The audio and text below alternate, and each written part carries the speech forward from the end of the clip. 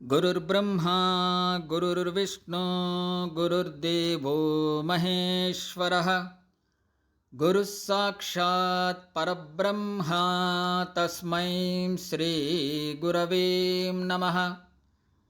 श्री गुरुभ्यो नमः। श्री साईनाथाय नमः। जगद्गुरु श्री दत्तात्रेयाय नमः। ओं श्री साईनाथाय नमः। శ్రీ సాయి సచ్చరిత్రము 24వ అధ్యాయము. శనగల కథ, నీతి, సుదాముని కథ, అన్నా చించనీకరు, మావీషిబాయి, బాబా నైజము, భక్తపరాయణత్వము. ఈ అధ్యాయములో గాని వచ్చే అధ్యాయములో గాని ఫలానిది చెప్పెద అనుట ఒక విధముగా అహంకారమే. మన సద్గురిని పాదములకు అహంకారమును సమర్పించిన గాని మన ప్రయత్నమందు జయమును పొందము. మన అహంకార రహితులమైనచో మన జయము నిశ్చయము.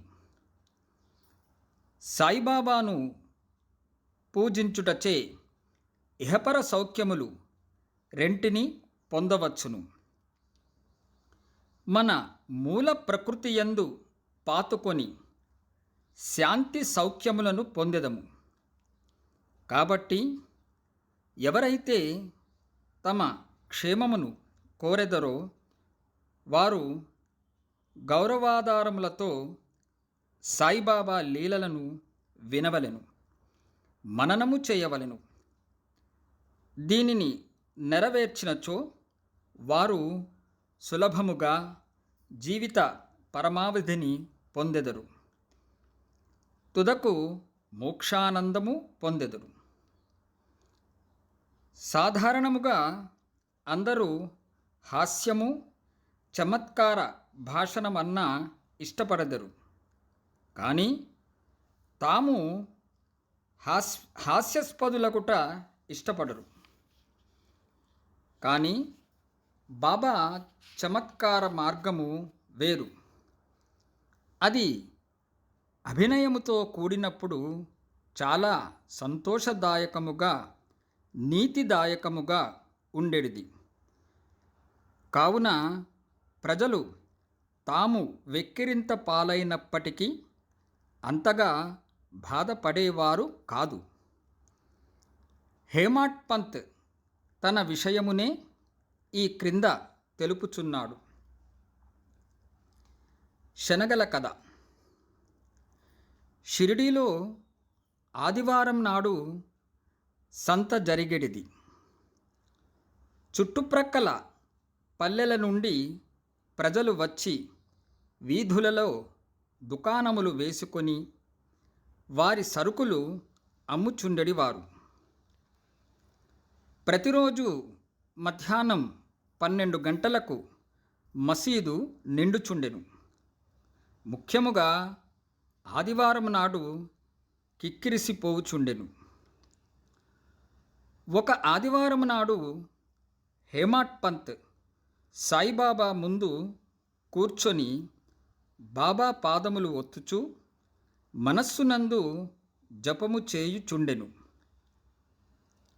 బాబా ఎడమవైపు శ్యామ, కుడివైపు వామనరావు ఉండిరి.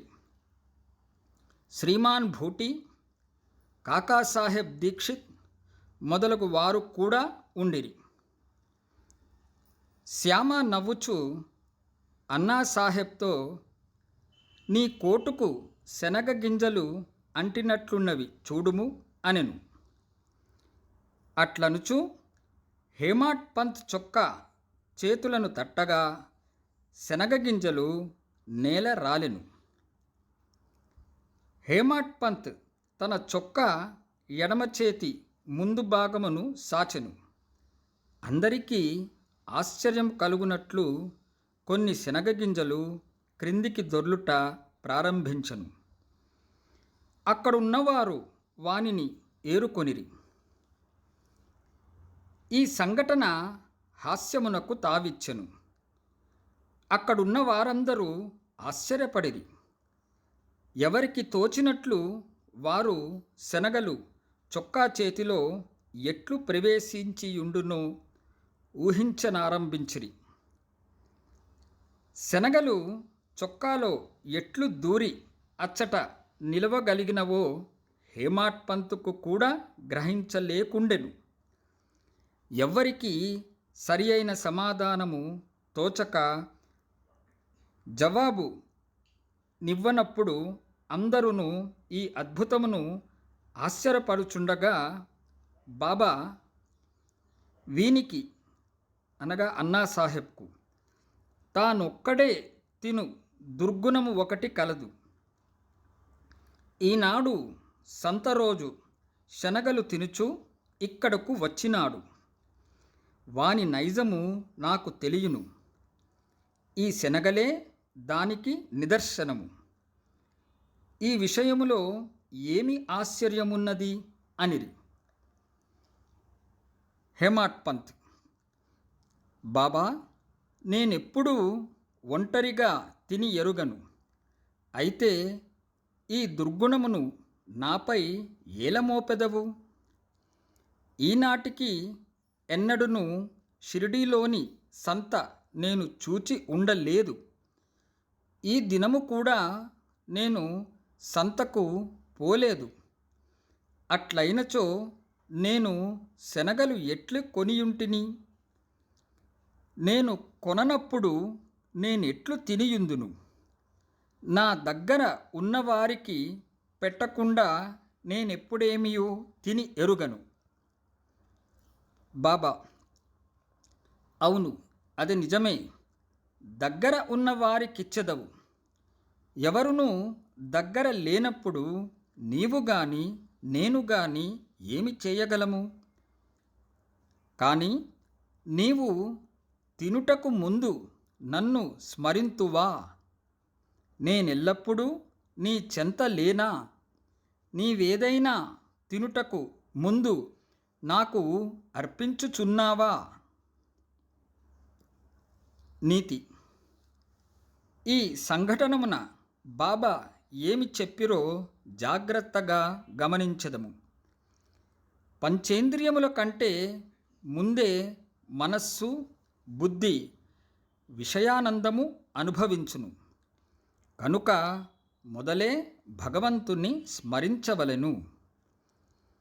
ఇట్లు చేసినచో ఇది కూడా ఒక విధముగా భగవంతుని అర్పితమగును. విషయములను విడిచి పంచేంద్రియములు ఉండలేవు. కనుక ఆ విషయములను మొదట గురునికి అర్పించినచో వాని యందు అభిమానము సహజముగా అదృశ్యమైపోవును. ఇవ్విధముగా కామము, క్రోధము, లోభము మొదలగు వాని గూర్చిన వృత్తులన్నిటినీ అనగా ఆలోచనలను మొట్టమొదట గురునికి అర్పించవలెను. ఈ అభ్యాసము ఆచరించినచో దేవుడు వృత్తులన్నీయు నిర్మూలమగుటకు సహాయపడును. విషయములు అనుభవించు ముందు బాబా మన చెంతనే ఉన్నట్లు భావించినచో ఆ వస్తువు అనుభవించవచ్చునా లేదా అను ప్రశ్న ఏర్పడును. ఏది అనుభవించుటకు తగదో దానిని విడిచిపెట్టెదము. ఈ విధముగా మన దుర్గుణములన్నీ నిష్క్రమించును. మన శీలము చక్కబడును. గురువునందు ప్రేమ వృద్ధి పొందును. శుద్ధ జ్ఞానము మొలకెత్తును. ఈ జ్ఞానము వృద్ధి పొందినప్పుడు దేహబుద్ధి నశించి బుద్ధి చైతన్య ఘనమున లీనమగును. అప్పుడే మనకు ఆనందము, సంతృప్తి కలుగును. గురువునకు దేవునకు ఎవరు భేదము నెంచెదరో వారు దైవమును ఎచ్చటను చూడలేరు. భేదములన్నిటినీ ప్రక్కకు త్రోసి గురువును దేవుని ఒకటిగా భావించవలను. ఈ ప్రకారముగా గురుని సేవించినచో భగవంతుడు నిశ్చయముగా ప్రీతి చెందును. మన మనస్సులను స్వచ్ఛము చేసి ఆత్మసాక్షాత్కారము ప్రసాదించును. క్లుప్తముగా చెప్పునది ఏమనా, మనము గురుని స్మరించనిదే ఏ వస్తువును పంచేంద్రియములతో అనుభవించరాదు. మనస్సును ఈ విధముగా శిక్షించినచో మనమెల్లప్పుడూ బాబాను జ్ఞప్తియందు ఉంచుకొనెదము. మనకు బాబా ధ్యానం ఎన్నో రెట్లు వృద్ధి పొందును. బాబా సగుణ స్వరూపము మన కండ్ల ఎదుట నిలుచును. అప్పుడు భక్తి, వైరాగ్యం, మోక్షం మన వశమగును. మన మనస్సునందు బాబాను ఎప్పుడైతే నిలుపగలమో అప్పుడు మనము ఆకలిని, పిపాసను, సంసారమును మరచెదము. ప్రపంచ సుఖములందు గల అభిలాష నశించి మన మనస్సులు శాంతిని, ఆనందమును పొందును. సుధాముని కథ. పై కథ చెప్పుచున్నప్పుడే హేమాడ్ పంత్కు సుధాముని కథ జ్ఞప్తికి వచ్చెను. అందులో కూడా ఇదే నీతి ఉన్నది కనుక దానిని ఇక్కడ చెప్పుచున్నాము. శ్రీకృష్ణుడు, అతని అన్న బలరాముడు, మరి ఒక సహపాఠి సుధాముడు అనువాడును గురువకు సాందీపుని ఆశ్రమములో నివసించుచుండిరి. శ్రీకృష్ణ బలరాములను అడవికి పోయి కట్టెలు తీసుకొని రమ్మని గురువు పంపెను. సాందపుని భార్య సుధాముని కూడా అదే పని మీద ముగ్గురి కొరకు శనగలిచ్చి పంపెను. కృష్ణుడు సుధాముని అడవిలో కలిసి, దాదా నీళ్లు కావలెను, నాకు దాహము వేయుచున్నది అనెను. సుధాముడు ఉత్త కడుపుతో నీరు త్రాగకూడదు కనుక కొంత తడవాగుట మంచిదనెను. కానీ తన వద్ద శనగలు ఉన్నవని కొంచెం తినుమని అనలేదు. శ్రీకృష్ణుడు అలసియుండుటచే సుధాముని తొడపై తలయుంచి గుర్రుపెట్టుచు నిద్రపోయెను. ఇది కనిపెట్టి సుధాముడు తన జేబులోని శనగలు తీసి తినుట ఆరంభించెను. హఠాత్తుగా శ్రీకృష్ణుడు ఇట్లనెను, దాదా ఏమి తినుచుంటివి? ఎక్కడి నుంచి ఈ శబ్దము వచ్చుచున్నది? సుధాముడు ఇట్లనెను, తినుటకేమున్నది, నేను చలితో వణుకుచున్నాను, నా పండ్లు కటకట మనుచున్నవి, విష్ణు సహస్రనామమును కూడా సరిగ్గా ఉచ్చరించలేకున్నాను. ఇది విని సర్వజ్ఞుడగు శ్రీకృష్ణుడు ఇట్లనెను, నేనొక స్వప్నమును కంటిని. అందులో ఒకడు ఇంకొకరి వస్తువులను తినుచుండెను. ఏమి తినుచుంటివని అడుగగా, ఏమున్నది తినుటకు మన్నా అనెను. అనగా తినుటకు ఏమీయూ లేదని భావము. రెండవవాడు తదాస్తు అనెను, దాదా ఇది ఒక స్వప్నము, నాకివ్వకుండా నీవేమియూ తినవని నాకు తెలియను. స్వప్న ప్రభావముచే నీవేమి తినుచుంటువని అడిగితిని.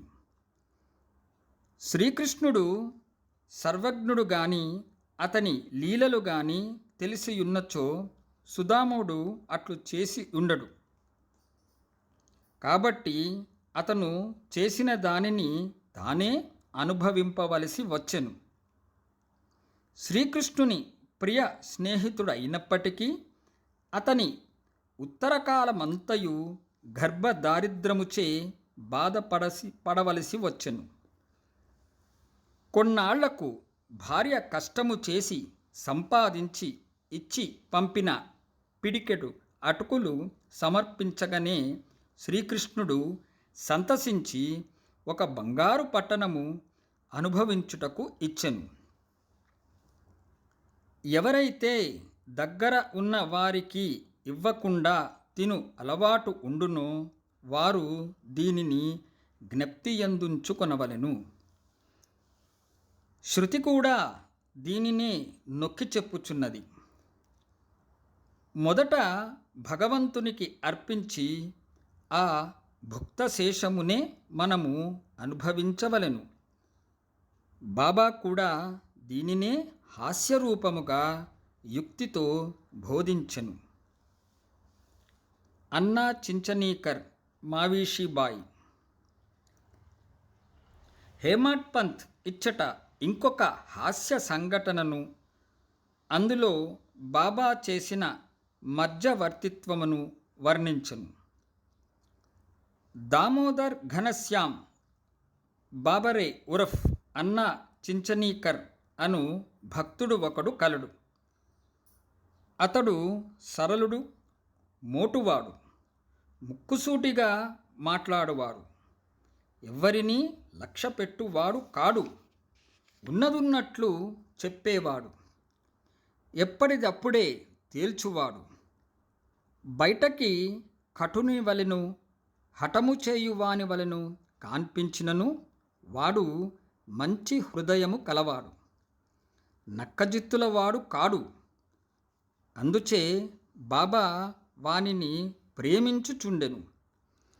అందరూ సేవ చేయునట్లే అతడు కూడా మధ్యాహ్నము బాబా ఎడమ చేతిని కటడా పైన వేసి ఉన్నదానిని తోముచుండెను. కుడివైపున ఒక ముసలి వితంతువు వేణుబాయ్ కౌజల్గి అను ఆమె ఉండెను. ఆమెను బాబా అమ్మా అని పిలిచెడివారు.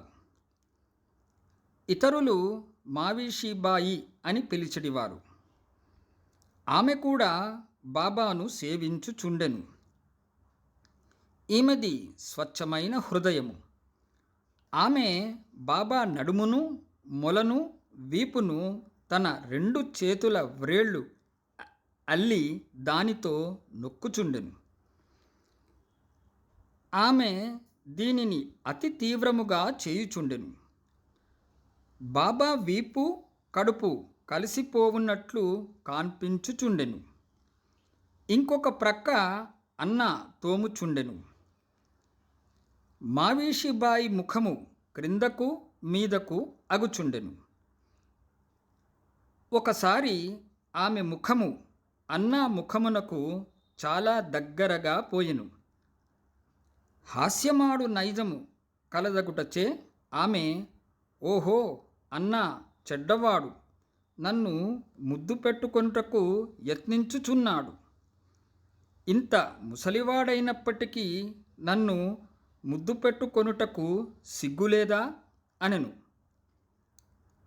అన్నాకు కోపం వచ్చెను. చొక్కా చేతులు పైకెత్తి అతడిట్లనెను, నేను ముసలివాడను, దుర్మార్గుడను అనుచున్నావు, నేను వెర్రివాడనా? నీవే కలహమునకు కాలు దువ్వుచున్నావు. అక్కడున్న వారందరూ ఈ ముసలివాండ్ర కలహమును చూచి నవ్వుచుండిరి. బాబా ఇద్దరిని సమానముగా ప్రేమించువారు కనుక ఇద్దరిని ఓదార్చవలెనని తలచి ఈ క్రింద విధముగా నేర్పుతో సమాధానం పరిచిరి. బాబా ప్రేమతో, ఓ అన్నా, ఎందుకు అనవసరముగా గోల చేయుచున్నావు? తల్లిని ముద్దు పెట్టుకొనినచో దానిలో అనౌచిత్యం ఏమి అనెను. బాబా మాటలు విని ఇద్దరు సంతృష్టి చెందిరి. అందరూ సరదాగా నవ్విరి. బాబా చమత్కారమునకు హృదయానందపూరితులైరి. బాబా నైజము, భక్త పరాయణత్వము. బాబా తన భక్తులకు వారి వారి ఇష్టానుసారము సేవ చేయుటకు అనుమతించుచుండెను. దీనిలో ఇతరులు జోక్యం కలుగ చేసుకొనుట బాబాకు ఇష్టము లేదు. ఒక ఉదాహరణము ఇచ్చెదము. ఈ మావిషి బాయియే ఇంకొకప్పుడు బాబా పొత్తి కడుపును తోముచుండెను. ఆమె ప్రయోగించు బలమును చూచి ఇతర భక్తులు ఆతురపడిరి. వారు ఇట్లనిరి, అమ్మా, కొంచెము మెల్లగా తోమము, బాబా కడుపులోని ప్రేవులు నరములు తెగిపోగలవు. ఇట్లనగానే బాబా వెంటనే లేచి కోపముతో సటాకాను నేలపై కొట్టెను. వారి కండ్లు నిప్పు కణముల వలె ఎర్రబడెను. బాబాను చూచుట ఎవ్వరికీ ధైర్యము లేకుండెను.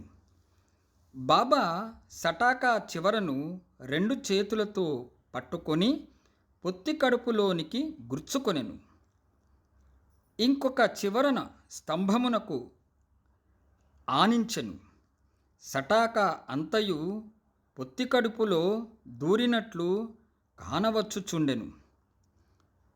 కొద్దిసేపటిలో పొత్తి కడుపు ప్రేలునని అనుకొనిరి. బాబా క్రమముగా స్తంభము వైపు పోవుచుండెను. అందరూ భయపడిరి. ఆశ్చర్యముతోనూ భయముతోనూ మాట్లాడలేక మూగవాండ్రవలే నిలిచిరి. బాబా తన భక్తురాలి కొరకు ఈ కష్టము అనుభవించిరి. తక్కిన భక్తులు ఆమెను బాబాకు హాని లేకుండా తోమమనిరి. మంచి ఉద్దేశముతో వారు ఈ మాటలు అనిరి. దీనికి కూడా బాబా ఒప్పుకొనలేదు. వారి మంచి ఉద్దేశమే బాబాను కష్టములో దించినందుకు వారు ఆశ్చర్యపడిరి. ఏమియూ చేయలేక కనిపెట్టుకొని చూచుచుండరి. అదృష్టముచే బాబా కోపము తగ్గెను.